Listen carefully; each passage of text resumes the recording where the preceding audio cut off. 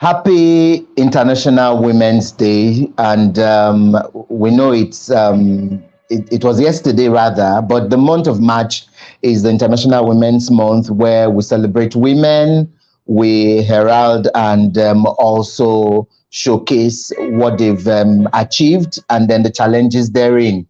Welcome to Shagalinku TV. This is a special edition for those of you who followed our update on Facebook and all our social media handles when we posted the topic for today. Of course, you all know that every 8th of March is International Women's Day.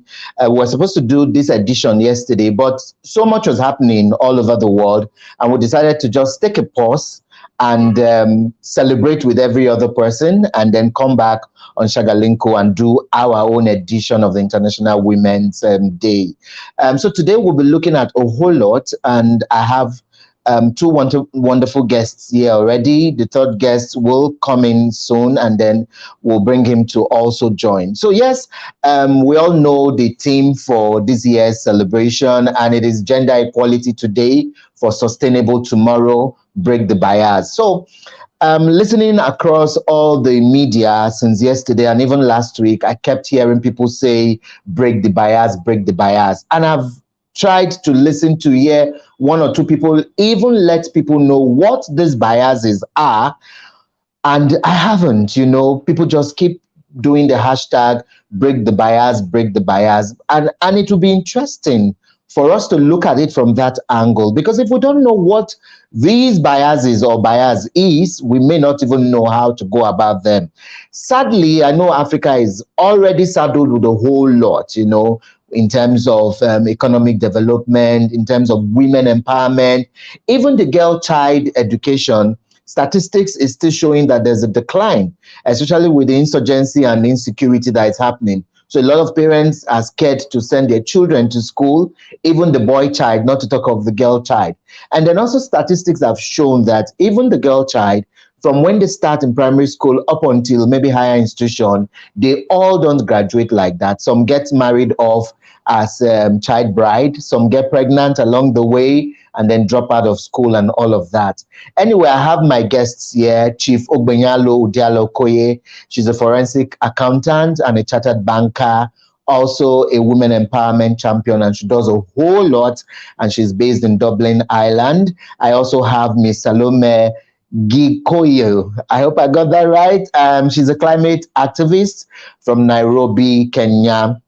This is like her second time on the show. So, and Chief has always been there for us. We really must thank her every time we call on her. She's always there for us. And let me also say thanks to Salome. I forgot that Nigeria is 2 hours different from Kenya. And then we were worried that Salome should be sleeping by now, but then she stayed awake all just for the show. So we really appreciate. Okay, let me bring in Salome. Chief is a regular here. I'll just bring Salome to just say a word or two, and then we'll bring in Chief. So Salome, I'd like to ask this question before we even go on to talk about a few other things. When you hear break the bias, are you not worried that people are not even talking about the bias itself?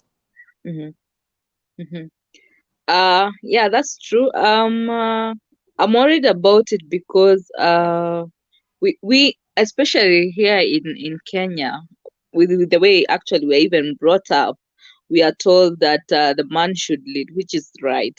But we've come to discover that the girl child, I'll call it the girl child, is really left behind when it comes to education, when it comes to job opportunities, when it comes to anything pertaining an opportunity, because they view, our cultures view women as less than the men, which is very bad. And I'm glad that this year's theme is about breaking the bias, because now we have to hit the ceiling and voice out our voices, that even women have a place in the society, they can make decisions, and we need to put more effort in empowering this. Yes, we say that women, ladies have been empowered, and men have been left behind, but when here in Kenya we say, when you look things at the ground level, you will find that things are not exactly the same. We have female genital mutilations.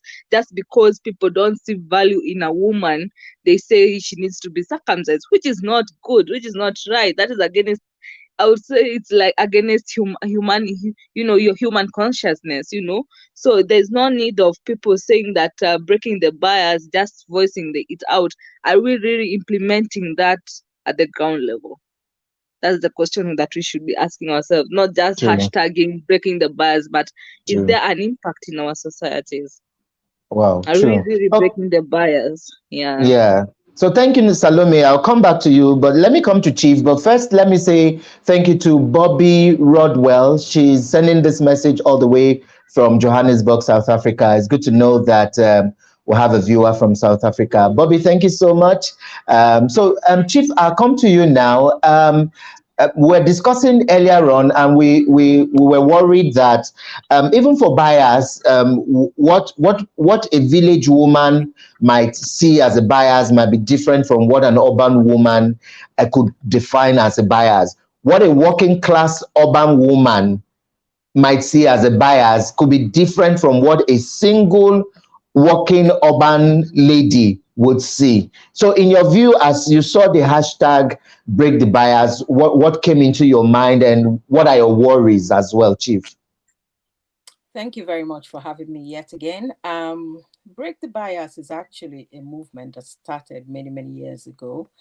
And that's, voice giving our voices concerning what goes on in the female society, so to speak.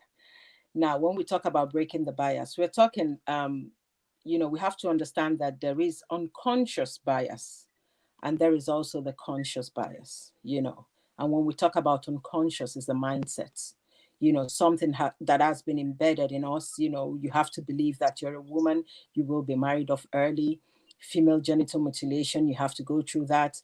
You can be a child bride, you're liberating your family and all that. So we have to understand that some women, actually female children, grow up with this bias unconsciously, and it's embedded in them, and they believe that is what the society and the culture tradition demands of them. Now the conscious one would be the ones in the office.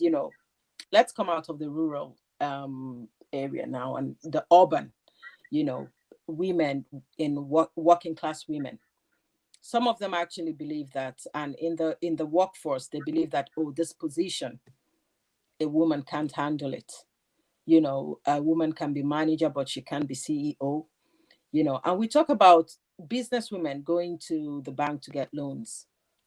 And we all know that the men are considered, are preferred because they believe that they would repay the loan. They believe that, oh, they can run the business effectively.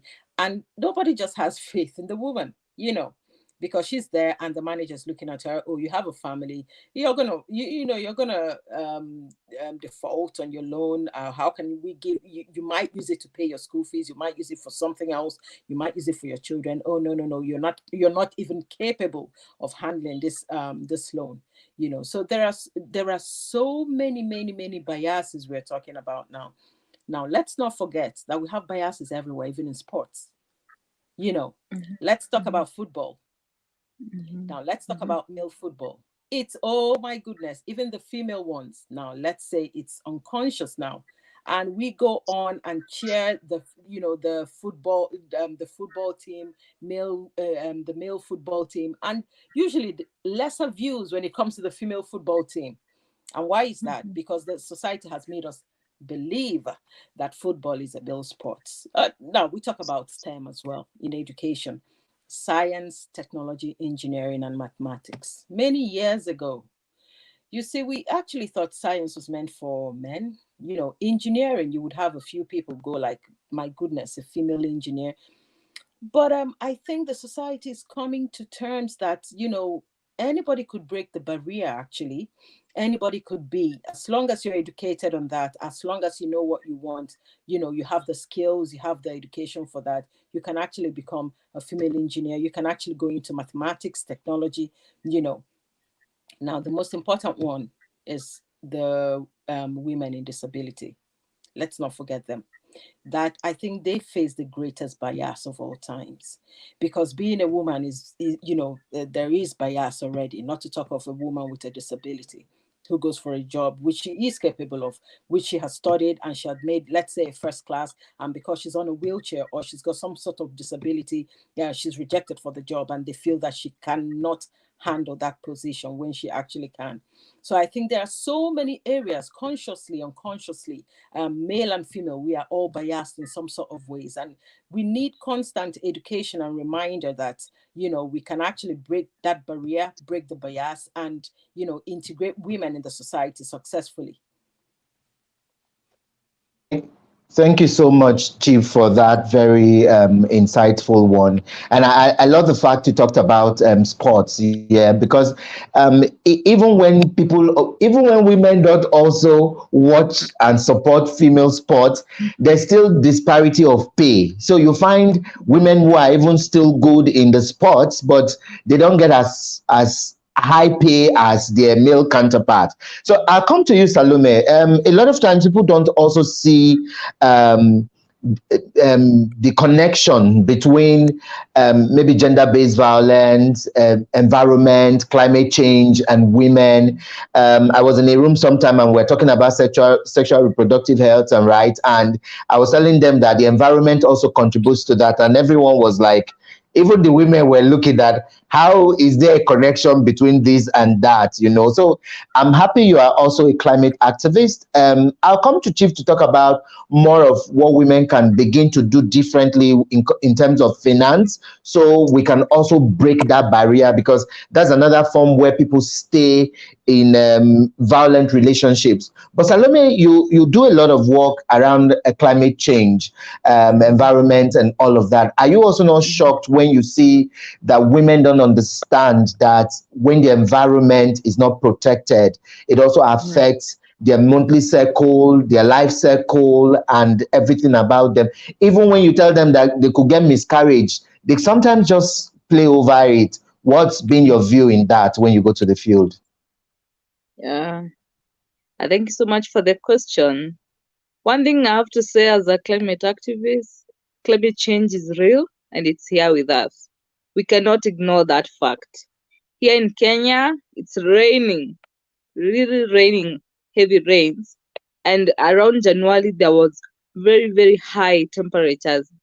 The temperature was so high such that you could feel that this is not the normal sunlight. And one thing women should understand is that we are the most affected people when there is climate change, because we are the ones who go to fetch firewood, we are the ones who go till the land, we are the ones who go to fetch water. So you see, we have to walk for long distances to go, come up with the firewood, fetch water, and all that, even go graze animals at some point, where, especially where there is no a father figure in a family. Now, once there is climate change, it is going to affect how crops grow. This means that we have to use fertilizers, we'll have to use other chemicals to make sure that these crops grow. What happens when we eat this food? We ingest this food, these chemicals, continuous consumption causes these chemicals to accumulate in our bodies, in our system. Hence, as you had mentioned, Mr. Emmanuel, you find people having miscarriages because of the type of food that we are consuming. These foods have been grown under very, very, very high concentration of chemicals.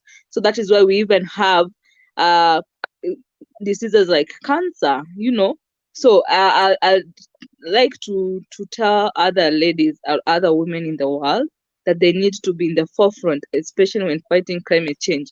Let us come up with ways in which we can mitigate the effects of climate change in our societies, in our environment.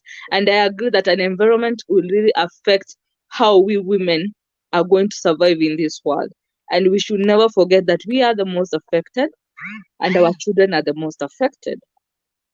About another aspect of an environment is how it changes the mindset of people. I'll tell you of a very, very sad story that happened on Monday here in Kenya. This is what happened. Now, this is why I want to bring the concept of environment. The environment changes your mindset, how you are brought up, the things the things you expose yourself to.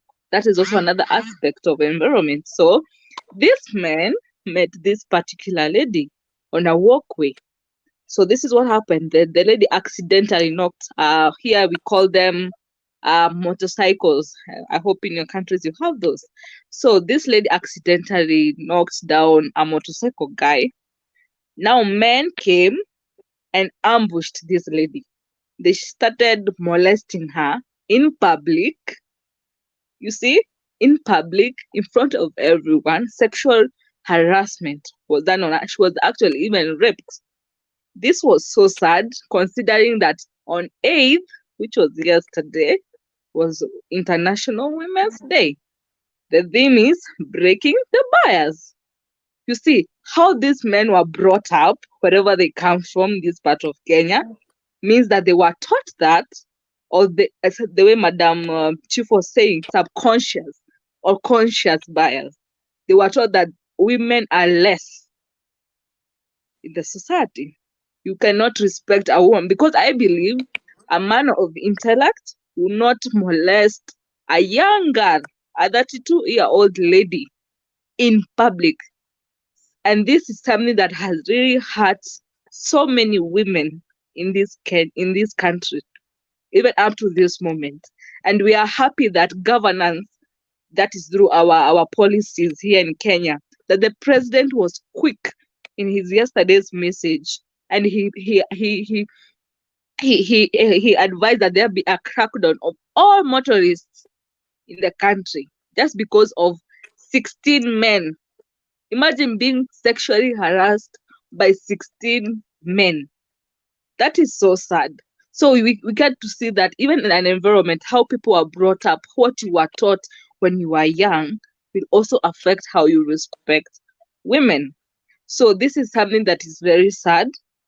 Very, very sad. Actually, the crackdown is there. People and motorcycles have now been stopped here in Kenya, which is a plus for us, because that was so sad. I wish you can go to Google, YouTube, and try see that video. It is very, very sad.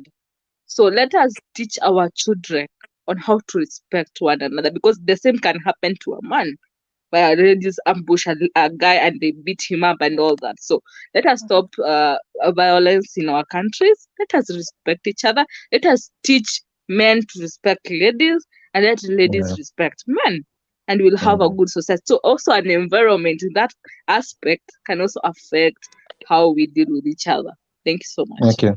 Thank you, Salome. In case you just joined us, this is a special edition, the International Women's Day edition. Of course, it's still the International Women's Month all through March. So we'll still see how we'll bring Chief again, because every time we talk with her, there's always an angle that we really need to talk about. But let me quickly read some of his messages here, and then I'll bring Chief to talk about an angle that Salome touched on, where she talked about the home front, how it's very important for children to be raised properly, to have respect, and even respect human rights and all of that.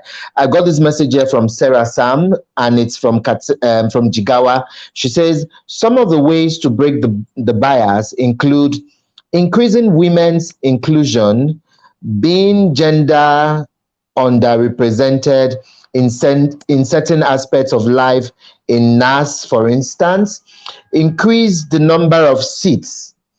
The women should use their power of population to enforce certain decisions, e.g., no bill, no vote. 3, support each other, completely annihilate pull-down syndrome amongst us. Thank you so much, Sarah, for this. So I'll come back to Chief, and then if you'd like to respond to this quickly before we go on to talk about the role of parents and also breaking that barrier, because it's heartening when you find in some home settings, you find the father and the son sitting down in the parlor watching TV, and then the mom and the sister, they're cooking in the kitchen. And even when the sister is older than the brother, the family already instills that thing in that little boy that you are the man of the home. And then imagine that kind of child grows up with that mindset and feels that he's alpha and omega, and then he gets into his marriage and has that backdrop of, oh, I grew up knowing that I'm the man, and then he does what he likes to the wife. So, Chief, what would you like to say about the issue of home upbringing for children? Thank you very much. It all cuts down to tradition and culture. Let's even start with tradition and culture. What is the tradition and culture in our community, first of all, right? What are the leaders in our local communities doing about it? Are they changing the tradition? Are they changing the culture that affects women negatively, right?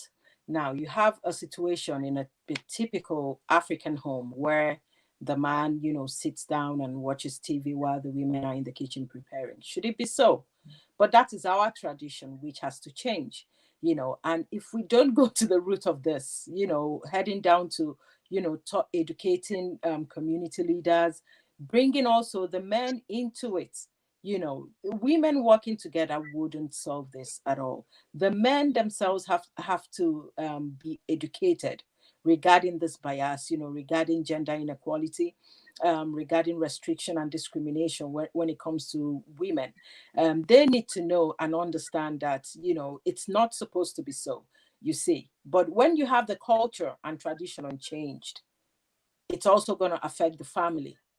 They're also going to accept it. It's consciously or unconsciously, they are going to accept this bias. They would believe, oh yes, this is tradition, this is what happens here.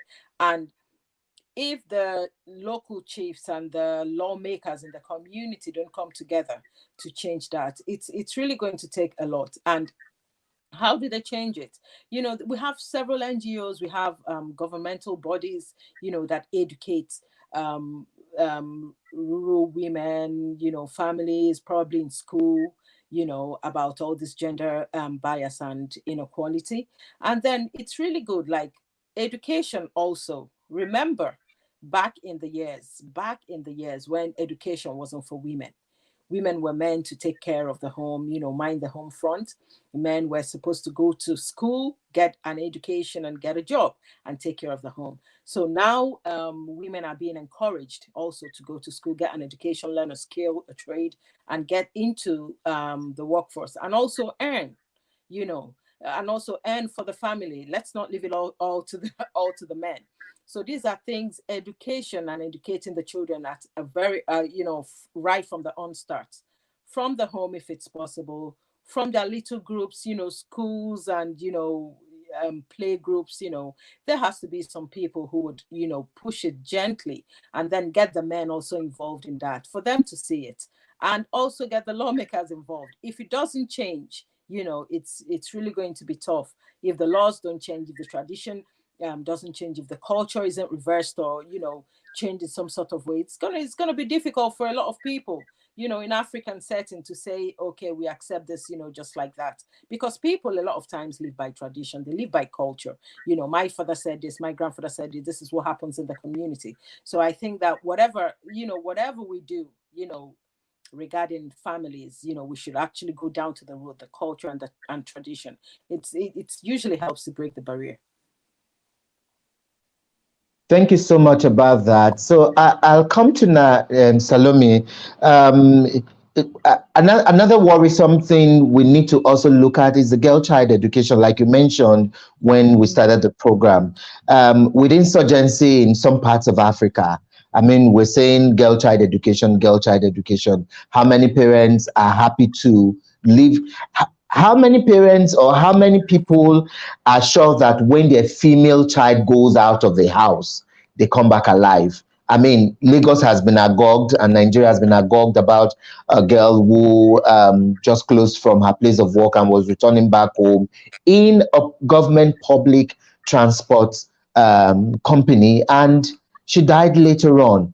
And something that got me worried was that she was even enlightened enough to have told her friend and her sister about her whereabouts. And that was why that story broke. So take, for instance, a girl who doesn't have phone, who doesn't have internet, a girl who just comes from the rural area and boarded a bus. So that means a whole lot of this has been happening unnoticed. So people just get missing and all of that. And every time it's worrisome that the females are always the target. Now we talk about the girl child education. Even sadly, in the school, they get impregnated by teachers and authorities who are even supposed to protect the girl child. So she becomes an endangered species. As an activist, how worried are you about this? Because sometimes it looks like the government is also paying lip service to some of these things, and it's not like they don't see it. And then the parents are worried on one hand, they're not letting the children go to school. Even the few that had gone had either come back pregnant or something. What do you have to say about that? Well, it's so sad that here in Africa, actually, I believe that the same situation in Kenya is the same situation in other parts of Africa. That the people view a female as lesser than the man, and that is why you find her going through a lot. In our tradition or in our cultures here, you find parents would really want the male child to go to school and let the girl child stay behind. They would say the girl child belongs to the kitchen, which is not good. And I am happy that even in that era, there are parents who saw the value of educating their girl child. Because we here in Kenya, we say, now I'm like translating from my mother tongue, we say that once you educate a girl child, she will come and help the home. But once you educate a male child, he'll go into the world and forget about you. So I believe it's very important to educate the girl child, because one, she's we say a woman is a man with a womb. She harbors a lot, and she will bring a lot into the society. And it is very sad that many societies do not value female education.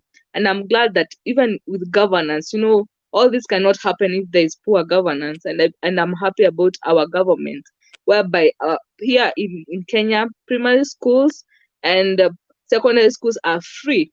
And the government is very strict on any child who is left behind, whose parents do not want a child to go to school. So it has gotten to a point whereby it is a crackdown, where the minister says, if you have a neighbor whose child is not going to school, please go to the nearest police station and let us know. So this has really helped a lot of girls to go to school. Apart from that, we've also had girls being told to stay at home and work. And as we know, as females, we have this menstrual cycle. You find a child will not go to school because they don't have the necessary sanitary towels. So in those 4 days of going to school, she's not going to go to school because she's having her season. And this makes her less competitive compared to the male who is always there in school throughout. So this has really affected how most girls have performed in schools. Apart from that, I can really congratulate the girls who have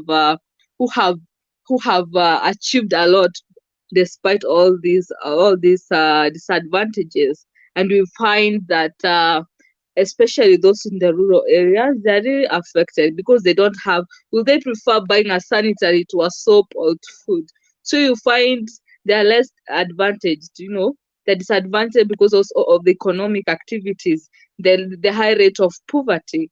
The poverty levels are very high, especially in the rural areas. So you find that the people who are affected most are the girls. So you find a parent will prefer a male going to school, and the girl will have to stay back at home. We've also have issues of female genital mutilation. This has caused a lot of girls to run away from home, hence causing them not to complete their education. We've also had of parents seeing girls as bride price. Once you're married off, I'm going to get a certain number of cattle, so that will make me a rich man. So they're not seen as people who can change the society through education, but they are seen as people who can bring wealth to the home.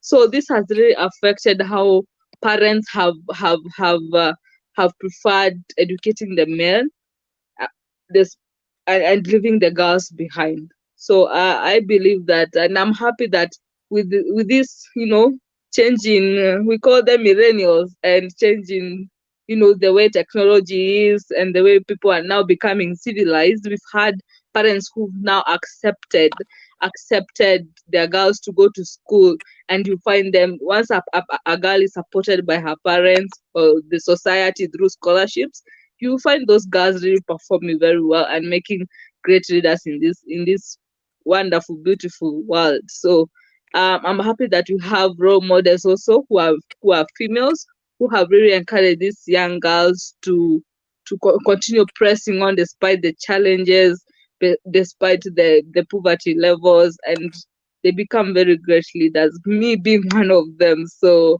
yeah, thank you so much.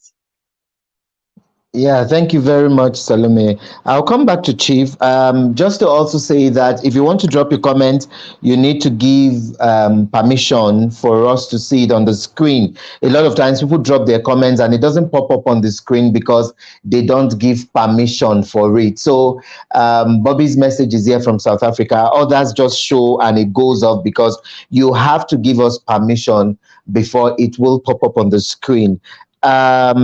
There's another message here, and this is from Dambara Agata Osia. I hope I got this right. She says, gender equality, here we come. Okay, thank you about that. So, Chief, let me come back to you. As someone who's been in the financial world for a long while, you will also agree that money is key in terms of development. Money has always been a factor, whether for people to acquire skills, whether for women to live comfortably.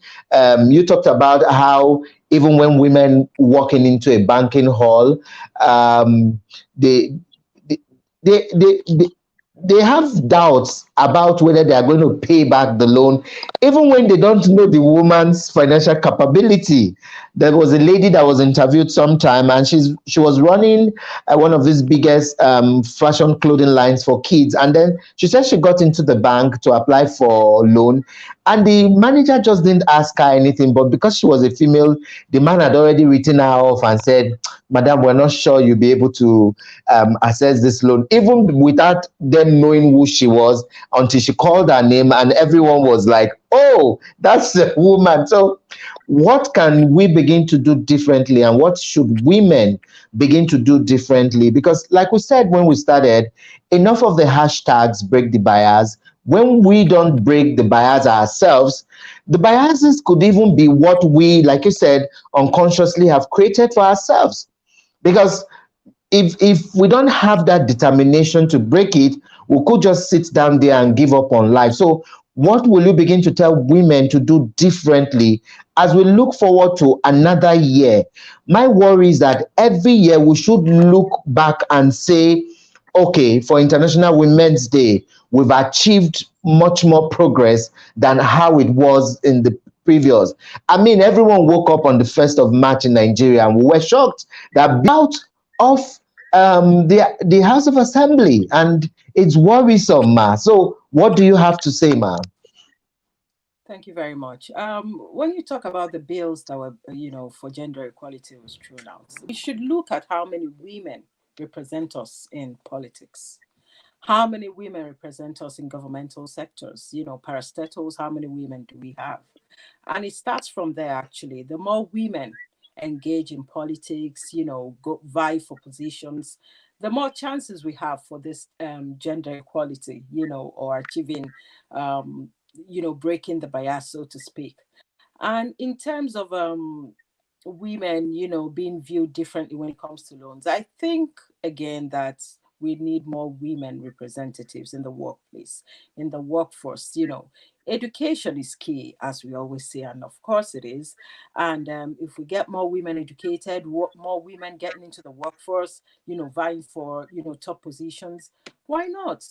We can also achieve that. Women will be viewed differently. There's somebody representing us at the top. There's someone willing to give women a chance to excel in a certain area, and then You know, the unconscious bias, the conscious ones, with time would trickle down, would be broken. And then enough of, go out there and vote. Women, go out there and give your voice. Can we actually go in there for the position? We don't have to only vote. We can actually vie for the position. Get women to also vote for us. Women supporting women, we can actually achieve a lot, and we can actually break barriers when we have so many women in the political sphere.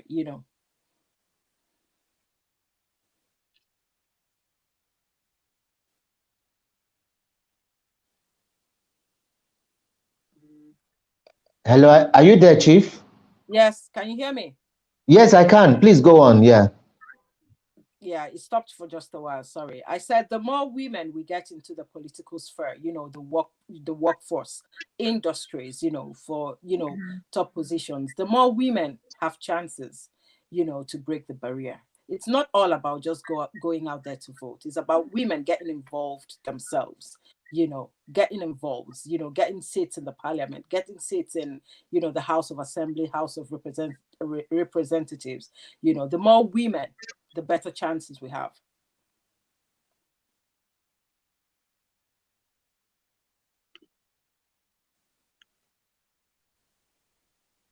Yeah. Okay, thank you so much. So I'll come back. There's a lady here, Dabara. She sent a message before. She said she's trying to get us.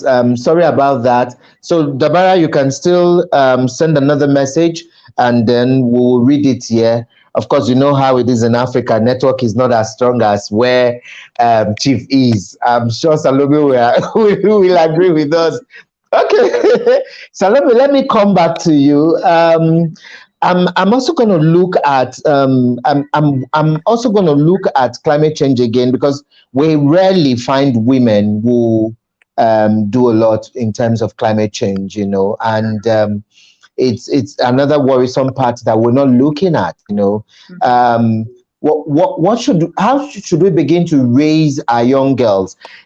I was worried some point where we went for a local government outreach, and the things I saw was shocking, that girls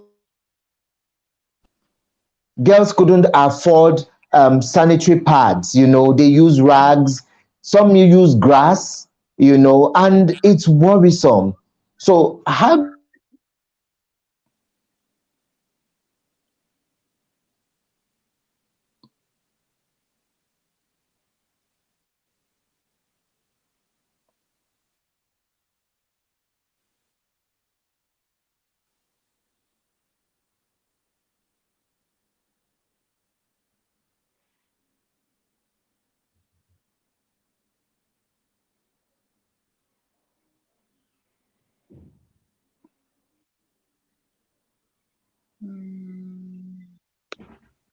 Okay, I think our network just got hooked as well.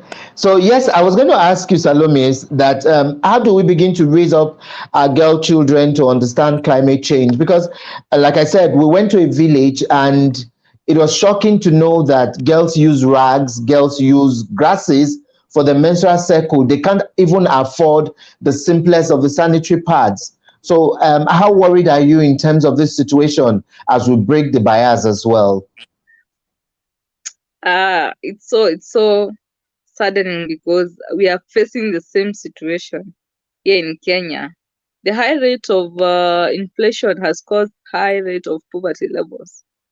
A parent cannot afford a basic meal, yet the daughters are through their season and they need sanitaries.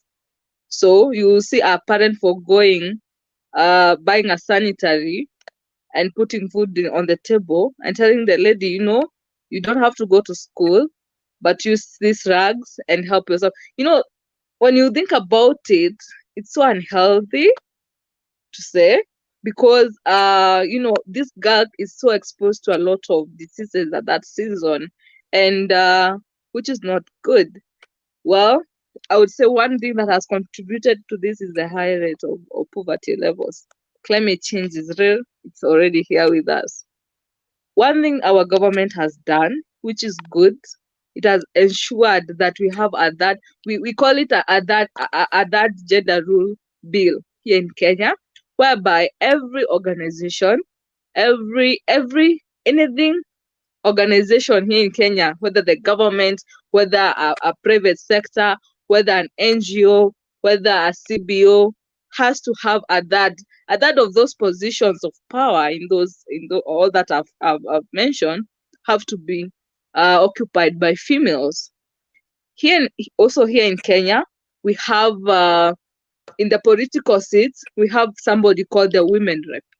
So you'll find some of these drives, these sanitary drives, are run by these women reps. We've also had NGOs who've come together, and well wishers and funders, after sourcing for funds, you take sanitary pads sanitary towels to these people in the rurals. Also, the government has subsidized the price of sanitary towels. You can get a sanitary towel that is as cheap as, okay, when I put it in Kenya shillings, I don't know if you'll be able to convert it to your amount, as cheap as 50 Kenya shillings. This means that a parent can afford even a packet which is of 8, which is good. This is something better off compared to what they were using before. And but what I've also encouraged people to do is, indigenous knowledge is very important, because I also ask myself, before invention of sanitaries, what were our great grandmothers using? They were still going through the season, but in a healthier way.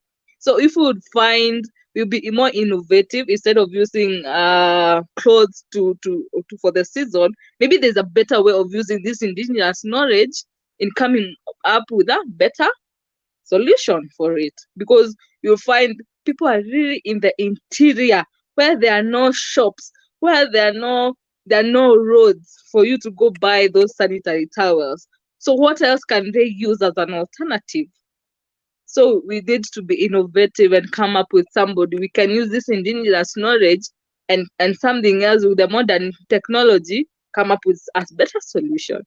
So I believe we should really encourage people to be more innovative. And also, the high rate of corruption has really made our girls suffer, because I believe there's a certain amount of money that is allocated. You see, like that women rep position. This is a position whereby this woman is in charge of all the women in a county. Here in Kenya, we have counties.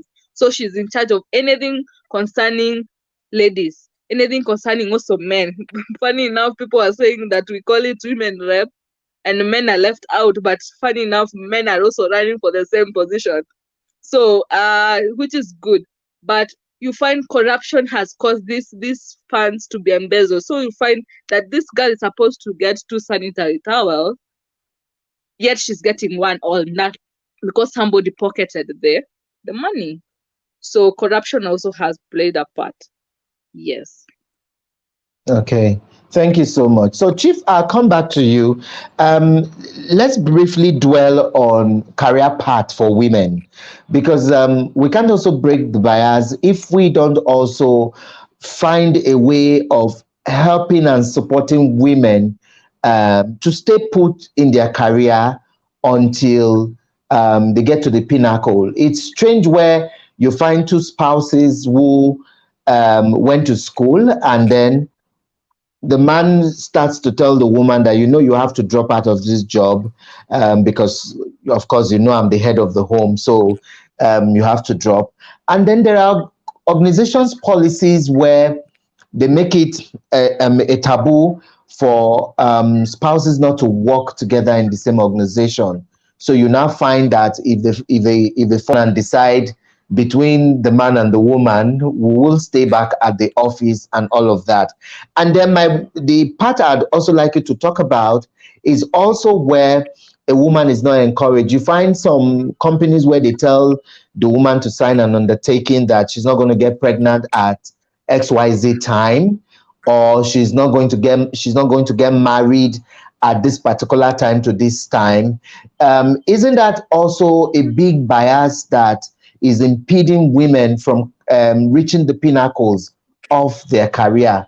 But first of all, before you respond to that, let's quickly uh, thank Dabara Agata. So, Chief, quickly read this, then you respond to the question I asked. I also agree with you. Corruption has caused these. I'm sure she's talking about biases.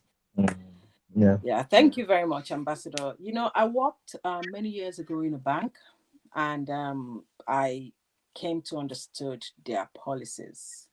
Now, you have a wife and you have two people working in the banking industry. They fall in love and they get married. The policy remains that one person, not the woman, not the, not specifically the woman, but you know how the bias is in the society. Every finger points at the woman. It says one person has to leave, and rightly so, because two people that are married working in the same bank, it's a financial risk. It is a financial risk. You know, anything can happen. They can collaborate and run down the bank. They can do whatever they can do. You know, it's a great risk. So yes, they are always encouraged. But in a society like ours, you know, you find the woman, being the one to resign and finding it difficult actually to get another job in the banking industry. You know, these things have, they have to be laid out clearly. You know, they need to give women or men a period of time, to look for. I would suggest they can actually work together still for a period of 6 months or 1 year, but they have to give them time, to scout for jobs, to go for interviews, to find another place to work, you know. And that would be, these policies are this unsettling for women, actually. And again, you find out that a woman getting into the workforce, the first thing they ask her is, are you pregnant? Because if you are pregnant, this is probation period and you actually can't work with us. Now that is very, very unfair, because a man comes in and nobody asks such questions. Nobody would ask anything. Our body composition is different. I would suggest that, these policies should favor, should be equal. I wouldn't say favor now. Okay, let's have an equal policy. Even if the woman is pregnant, even if the woman gets married, there should be options, making it available for her to be comfortable and be able, to move on to another job if she wants, if she so desires. It shouldn't be stamped on her that you're the one who's going to leave. And why did you get pregnant before your probation period and came to an end? You must resign because you're pregnant. Now, these are factors that discourage, and increase the, gender inequality. Let's talk about our police force in Nigeria. The story that made the rounds some months ago, when a police officer got engaged publicly and she was sanctioned, and then stories started coming out about male officers doing the same in public, and nobody batted an eyelid. Or a male officer got engaged and that was okay, got engaged to a youth corporal, that was fine, got engaged outside, proposed outside, that was fine. As soon as the female officer did that, she was suspended. A panel was set up because of that, and she was sanctioned. And these are things that that highlight the inequality in the society.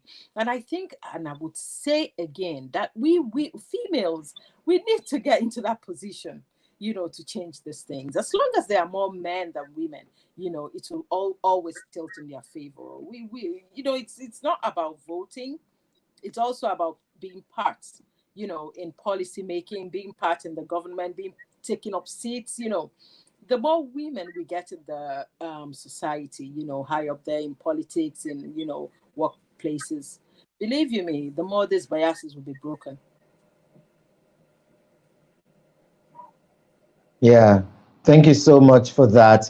So as we wrap up now, I really would have loved to go on and on and on, but I just realized that my Kenya lady will just we might just doze off at any point in time. But I'm really enjoying this discussion, and I'm happy we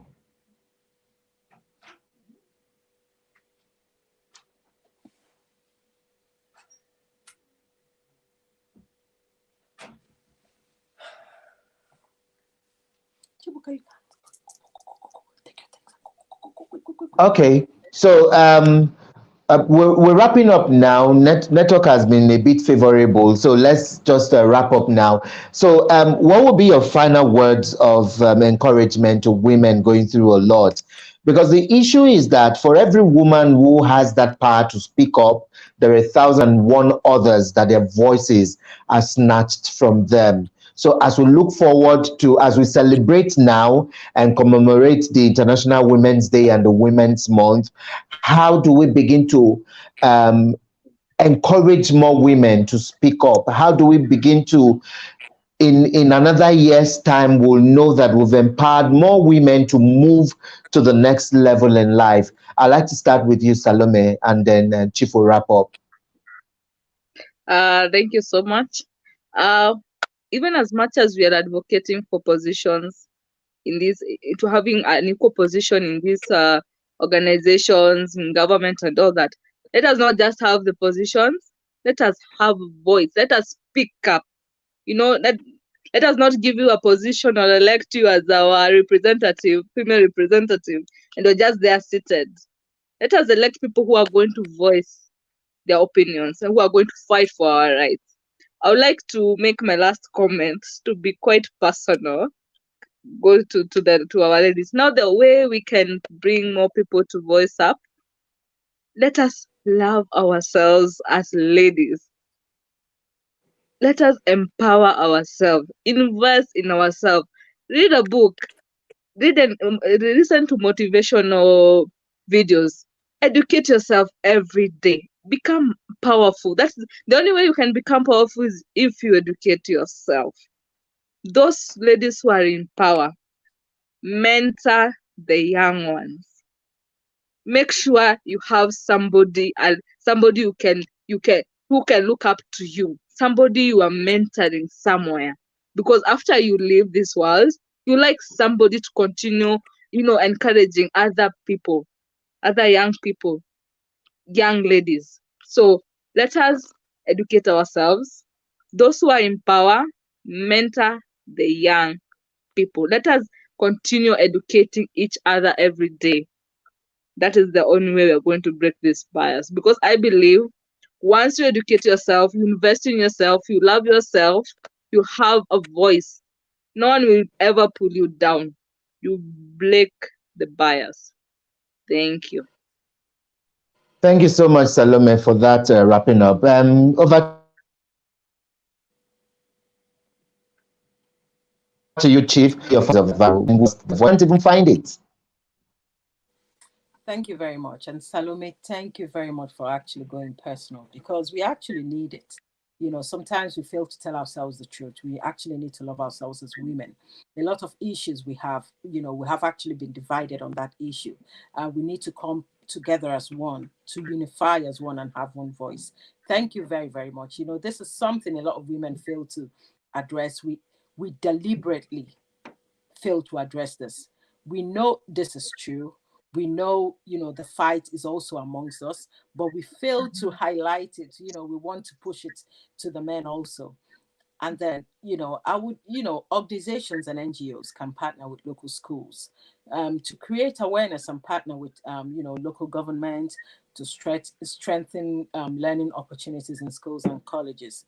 And also teaching STEM, the STEM education to the younger females, will stop unconscious bias regarding subjects that they have been made to believe is exclusively for male, and this would stimulate their interest if education is given to them on that, and to enable them learn and acquire new skills.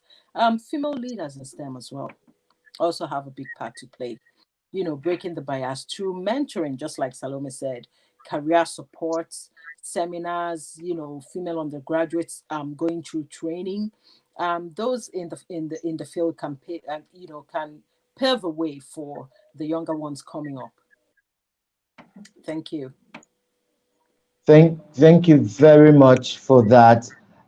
So as we do here on the show, we give our guests 1 minute to greet organizations or families or people who have supported their work, or people who they work with and all of that. So Salome, we'll start with you again.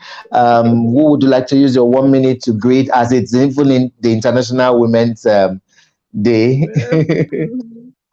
I really like to say hi to my friends, my family. Actually, I have friends from Nigeria, young volunteers for the environment Nigeria. I want to say hi.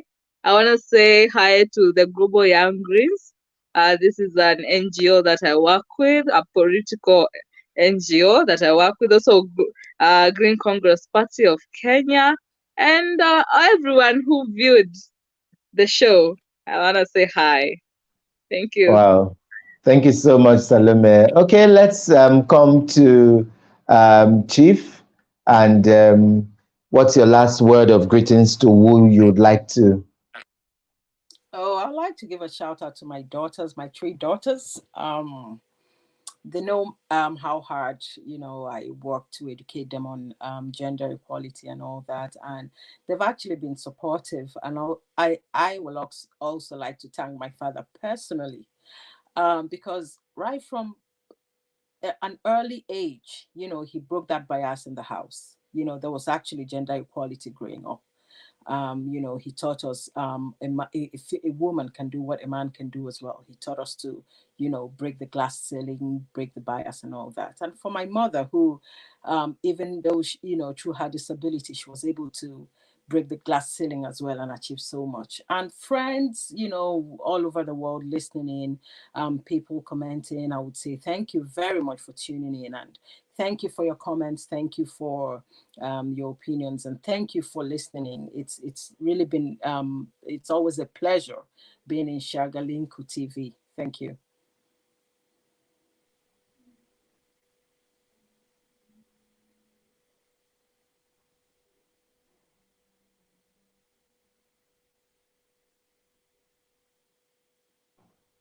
Okay, thank you so much, Chief, for that.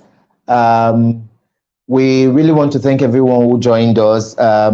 We also join hands here on Shagalinku with our guests to say happy International Women's Day. And I hope that as we look forward to the 2023's edition of it, we'll be so happy to see that more women have moved to the next level. Thanks to everyone who joined us. The videos will still be here to watch. We streamed on 3 destinations: on Shagalinku TV Facebook page, on Shagalinku TV YouTube page, and also on my personal page, Ambassador Emmanuel Gabari. Keep dropping your comments there, because that's how we get feedbacks to know on the topics to treat next, and which of our guests to bring back a second and a third time around. So on behalf of everyone here, I also sincerely must thank my 2 very wonderful guests who joined us. Finally, let me read this message here before I leave. This one is from Dabara Agatha Osia. It says, wow, I really enjoyed the program and I wish to be with you one of these days. Okay, Dabara, we'll see to that. Thank you so much for joining us, and thanks to everyone who joined. I must also say, finally, thanks to my 2 guests, to Chief Ogbeyalu Udeala-Okoye, who is a forensic accountant, a chartered banker, women empowerment champion, all the way from Dublin, Ireland. A whole lot more. She has many hats on her head, but we just decided to take only 3 for now. If we start calling the names and all the titles and positions she's held, we might not leave the show today. And I also want to thank my second guest, Miss Salome Gikonyo. She's a climate activist in Nairobi, Kenya. My third guest was supposed to be Mr. Praise Ofuani, who couldn't join us all the way from Lagos, Nigeria. You know how it is with our African network. But then we'll keep doing what we can do, hoping that someday things will be better. My name is Ambassador Emmanuel Gabari, and urging you all to be strong, safe, and happy. Whatever you do, just remember to touch a life and stay happy and blessed. God bless you all, and see you again some other time. Take care of yourselves, and good night.